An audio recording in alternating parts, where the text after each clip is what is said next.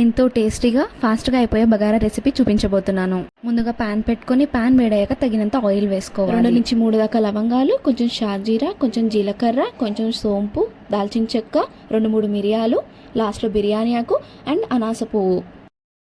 ఇవన్నీ కొంచెం వేగాక అందులో 2-3 పచ్చిమిరపకాయలు అలాగే ఆనియన్స్ వేసుకొని కరివేపాకు వేసుకొని ఫ్రై చేసుకోవాలి. ఆనియన్స్ గోల్డెన్ బ్రౌన్కి వచ్చాక కొంచెం అల్లం వెల్లుల్లి పేస్ట్ వేసుకొని ఆ పచ్చివాసన పోయేంత వరకు ఫ్రై చేసుకోవాలి.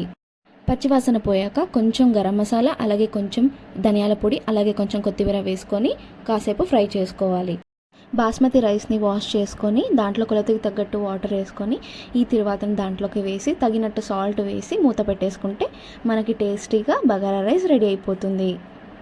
దీన్ని నాన్ వెజ్ అయితే చికెన్ మటన్తో సర్వ్ చేసుకోవచ్చు, వెజ్ అయితే మష్రూమ్ పన్నీర్తో సర్వ్ చేసుకోవచ్చు. And thank you for watching and subscribe the channel for more recipes.